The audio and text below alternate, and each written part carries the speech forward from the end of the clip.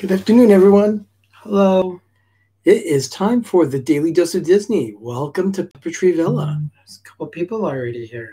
Yeah. Wow. Yeah, already here. I see that we have Jack, Santa Claus, Logan. That is Matt. Hello, Matt. Hello, Sam. And Cherie, welcome. Welcome to the show. It's good to have you here. How are you, Doug? I'm just Martine, hello. It's just hot here, so Yeah. It's definitely warm here. I just don't like heat. Yeah. It's uncomfortably warm. Yeah. So hopefully it won't be too long that way. No, it's supposed to say there's supposed to be cooler, maybe rain on Saturday. It's Yeah. really weird. That would be nice. Hi, Ben. Hello. And Candy Mom. Cynthia, thank you for being here. It is good to see you. Oh my goodness. It is May 28th, 211 days until Christmas. It is National Burger Day, National Hamburger Day, National Beef Burger Day, and also National Brisket Day. It's cheeseburger time for me. That's a lot of beef. I'm stalking you from Disney Nut Stream. Thank you, Mar. Thank you. Thank you so much. Yeah, I was actually watching a little bit of the Disney Nuts ahead of time before the show started. And it was entertaining. And I do take those challenges seriously about questions. So I got 7 of 10 for today's quiz that they did. So far, only 5 has been the top response for people. So, Hello, Todd. I see you here. Everyone, thank you so much for being here. Let's go ahead and get started with some news because there's a little bit to talk about today. 1953. On this day in 1953, Disney released their first 3D cartoon. It was called Melody, Adventures in Music, and it was, of course, one of those experiments in 3D technology in the 50s. Of course, you know, the red and the blue glasses that you wore at the theater. Yeah, it was the 3D at the time. It gave you the illusion of what it was. Yeah, so. It was an illusion. Hello, Mike Wheeler. Hello, Phantasma Chronicles. Tony, Mike, good to see you here. Thank you for being here. Timothy Rainwaters, welcome in. And Two Real Geeks, hello. Danny, it's good to see you. Okay, let's go ahead and move on to 1960. Now, this is an attraction that I sadly never got to experience. Ben and I were going to go on it, but unfortunately we couldn't the year that we were going. 1960, on this day, Disneyland opened the Mine Train Through Nature's Wonderland. No, that's supposed to be a cool attraction. It was an e-ticket. Yeah. It was an e-ticket attraction in Frontierland. It took the space of what now currently holds Big Thunder Mountain Railroad. Part of the river and a little bit of the entrance to Star Wars Land. It was it was huge. It was a big area. Donna Jaworski, welcome in. Hi, Donna. It was a huge plot of land. Ben and I were going to go on it when we went in 1977 to Disneyland, and unfortunately, when we got there, we saw a big fence around it saying "Coming soon, Big Thunder Mountain." I thought, we missed it. No. So we were bummed. We never got to experience Nature's Wonderland with a memory of being able to remember the experience. So, you know, I may have gone on it as a baby, or as a very small child, but I don't remember it. So unfortunately, it is gone. But, oh well. Now, the thumbnail for this video, this is Ben's favorite attraction. So important. I just wanted to say happy birthday to It's a Small World at Disneyland. It's a Small World opened on this day at Walt Disney's Magic Kingdom. It was interesting because when it did that, it was sponsored by Bank of America. They had 297 animated dolls. They had 256 toys. The canal that they use, they don't float it out like Pirates of the Caribbean and like Small World in Magic Kingdom. It is a canal filled with 233,000 gallons of water. Yeah, it's a lot of water in that attraction. That's a lot of water. And I remember the opening ceremony had children from all over the world pouring a bucket of water from the various countries that they represented. So something from, like Norway or something from Brazil. It was LA tap water, or was it Anaheim tap water? It was a representation of them pouring their water into the water with, I guess, the seven seas or something like that. It was the happiest cruise that ever sailed. So that was in 1966, of course, that famous song that drives everyone crazy as an earworm. I don't mind the attraction. The holiday one is amazing. I absolutely love the holiday. Yeah. Yeah. And then they also have versions of the same attraction at Walt Disney World's Magic Kingdom, Tokyo Disneyland, Disneyland Paris, and Hong Kong Disneyland. I've been to the one at Magic Kingdom and also the one in Paris. And it has, every single one has it but Shanghai. Yeah. Now, the thing is, it's interesting because the one in Paris actually represents a good chunk of America. There's a nice little American section there. And for the longest time, the one at Disneyland did not have anything that represented America other than a cowboy and Indian at the very end in the finale. But they changed that. And when they changed that room, they included, a cowboy. They included, actually, not just cowboy, it's Woody. Woody, Jesse, and Bullseye are in that. So it's cute. It's very cute. So that was 1966. Let's go to 1993. Very quick one here. Yeah, Duff beer for you, Duff beer for me, Duff beer for you. I'll have a Duff, you have one too. That's of course from a Simpsons parody. Interesting thing that you should mention that because right now, breaking news, The Simpsons is now official on their aspect ratio on Disney Plus. It is now their original aspect for the first seasons that they did in 4:3 standard television viewing. So you can go back and enjoy The Simpsons as the way it was intended. Because they did reformat it. People were like, oh, cut things off. You get not the feeling. I wasn't a purist. I really don't care, but it does actually make a difference. It makes a difference because suddenly Maggie is looking at something that's off screen and you don't know what she's looking at. Right. Something like that. But yeah, it took over 6 months for them to actually finally listen to us and say, yes, we want to see what The Simpsons look like in standard definition. We want to see everything that's on that screen. So the episodes that way, they're presented that way now on Disney Plus. Paul of that UK Disney couple, Paul and Cheryl, thank you so much. Hello, Paul. Good to have you here. It was great seeing you earlier today on Disney Dance Show. Yeah. And congratulations on getting in there in the top 3. Very good. 1994. 93. I'm gonna go 93. Oh, that's right, 1993. Yeah, you haven't broken. I didn't get this one. That's right. I did not get this one down.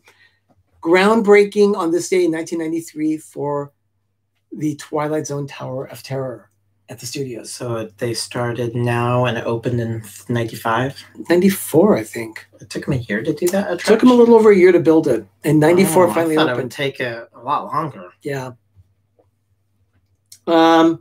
Speaking of 1994, Disney's Wilderness Lodge opened in 1994 on this day.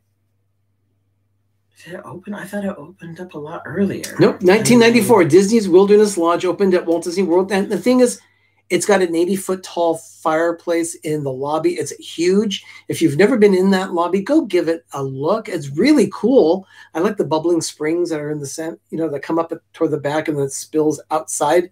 Very cool stuff.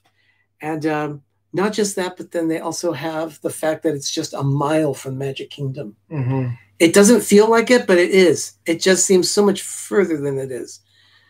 Oh, Jim, it's a world of laughter, a world of tears. It's a world of hope and a world of Pepper Tree Villa. Aww. Thank you, Jim. Thank you so much. Appreciate that. And happy looks. Pam's fam, welcome in. Good to see you here. Thank you. So, yeah, they planted pine trees and oak trees and things all around the building to really give it that authentic look of being in the wilderness. Mm-hmm. It's one of my favorite resorts. I've not stayed there, but I have visited it more than once. So I really love Wilderness Lodge. It's beautiful. 1999.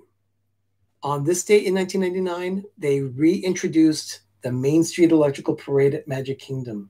Oh, God, it did go over there. Yeah. Remember, it had been taken away for some time. It premiered in Florida in 1977 when they brought it back in California as well. It started in California at Disneyland. And it played 70 summers of 72, 73, and 74. Then it went away. And then came after 75 and 76, which was dedicated to America on Parade in 1977.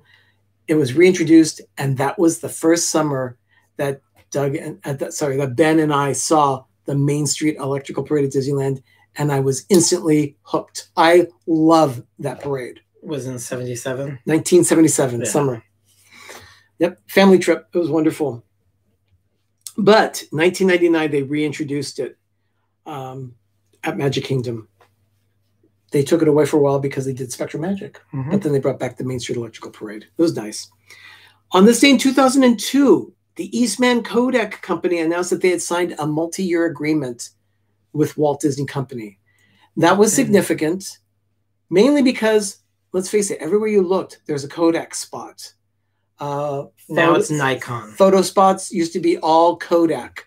Yeah, now it's all Nikon. Because Kodak actually doesn't technically exist anymore. I mean, the brand exists, only some patents, and they do printing.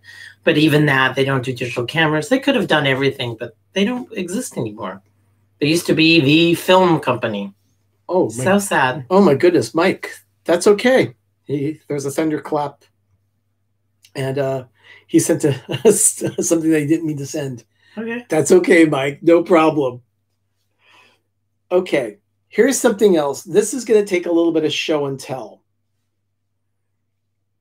Were we already there? 2002? Okay. Yeah. 2005. 2005. On this day, May 28th, 2005, I was not here in the Bay Area. Neither was Doug.